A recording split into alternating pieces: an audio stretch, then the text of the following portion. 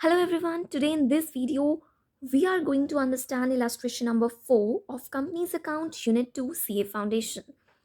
So let us start with the question reading first. Pant Limited invited applications for 50,000 equity shares at rupees 50 each.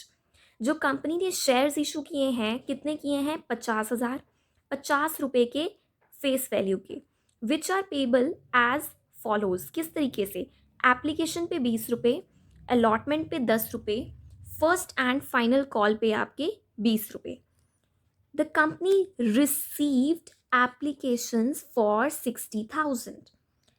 ये case है आपका over subscription what do mean by over subscription कि जो company है उसने issue तो 50,000 करने हैं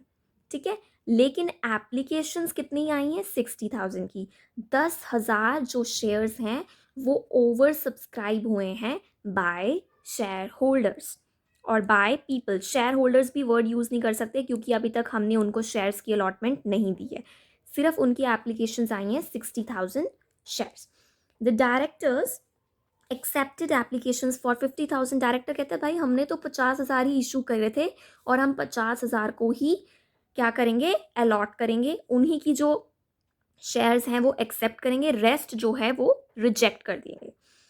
ठीक है show journal entries if company refunded the application amount to rejected applications अब इसका क्या मतलब है कि रिफंडेड देखो बच्चे क्या होता है कि जो लोग हैं सबसे पहले एप्लीकेशंस भेज देते हैं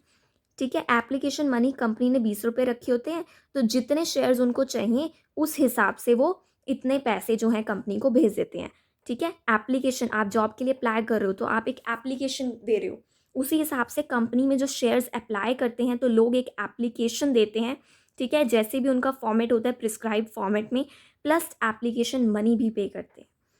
उसके बाद कंपनी ने जिनके एक्सेप्ट करने होते हैं उनकी तो मनी अपने पास रख लेती है बाकियों की जिनको शेयर्स देने ही नहीं है उनको उनकी एप्लीकेशन मनी तो रिफंड करेगी ना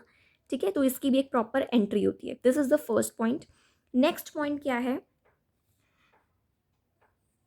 ये रिफंड हो गई application money to rejected applications and allotment money was receive for 45,000 shares अब ये एक अलग पॉइंट है कि अलॉटमेंट आपने 50,000 को कर दिया लेकिन अलॉटमेंट पे पैसा जो है सिर्फ 45,000 शेयर्स का ही आया तो अब इस क्वेश्चन को हम सॉल्व करते हैं सो गाइस सबसे पहली एंट्री कि आपके पास एप्लीकेशन पे कितना पैसा आया ठीक है टू शेयर कितने शेयर्स के लिए लोगों ने अप्लाई किया 60,000 ठीक है और आपकी एप्लीकेशन मनी कितनी है 20 तो इस हिसाब से आपका कितना बनता है आपका bank account debit to share application account में 12 लाख के हिसाब से पैसा आपको रिसीव हुआ ठीक है अब आप यहाँ पर कंपनी आप यानी कि कंपनी ठीक है तो जो कंपनी है अब उसको इतना पैसा एप्लीकेशन पे आया ठीक है जिसको वो कहाँ डालेगी शेयर कैपिटल में डालेगी बताओ एप्लीकेशन का पैसा आपका 12 लाख है लेकिन जो कंपनी है उसने कितने शेयर्स को इशू किया है सिर्फ 50,000 तो वो कैपिटलाइज सिर्फ 10 लाख रुपए करेगी रेस्ट क्या होगा बच्चे बैंक अकाउंट क्यों क्योंकि उसने रिफंड कर दी वो अमाउंट कितनी 10,000 के हिसाब से 20 रुपये यानी कि 2 लाख रुपए ठीक है बच्चे ये थी एंट्री समझने वाली कि एप्लीकेशन पे आपको इतना पैसा रिसीव हुआ जिससे आपने अपनी शेयर कैपिटल सिर्फ इतनी बढ़ाई रेस्ट उन्हें वापस कर दिया यानी कि बैंक अकाउंट से पैसा गया बैंक में रिसीव हुआ है तो बैंक से ही जाएगा ठीक है नेक्स्ट आता है आपका पॉइंट अलॉटमेंट का शेयर अलॉटमेंट में account debit to share capital account तो बच्चे शेयर पे अलॉटमेंट जो आपने करी है कितने के हिसाब से करी है 50,000 के हिसाब से ठीक है और जो पैसा है 10 रुपये के हिसाब से आपका अलॉटमेंट पे आपको रिसीव होना है ठीक है तो 10 रुपये के हिसाब से 5 लाख रुपए आपका जो है वो अलॉटमेंट आप ड्यू कर देंगे, उससे आपकी शेयर कैपिटल रेज हो जाएगी। लेकिन उसके बाद हमारी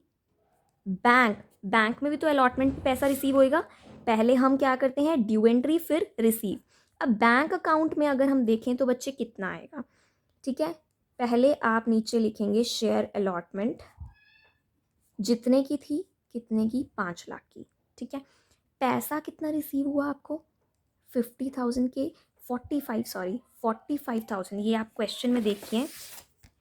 आप देख सकते हो कि यहाँ पर जो अलॉटमेंट मनी है वो रिसीव हुई है हमें सिर्फ 45,000 की, यानी कि 5,000 लोगों ने पैसा नहीं दिया है,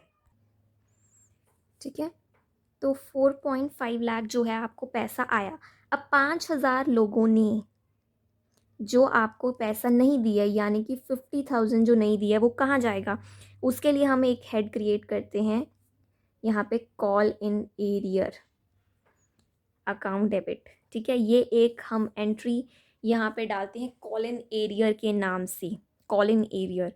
आपने सुना है कि ये पैसा एरियर में है, ये सैलरी एरियर में है। आपके माइट भी पेरेंट्स के साथ ऐसा होता हो अगर वो गवर्नमेंट जॉब में है, ठीक है। मतलब ये पैसे अभी आने हैं, अभी आए नहीं हैं, तो इसको हम इस तरीके से रिकॉर्ड करते हैं।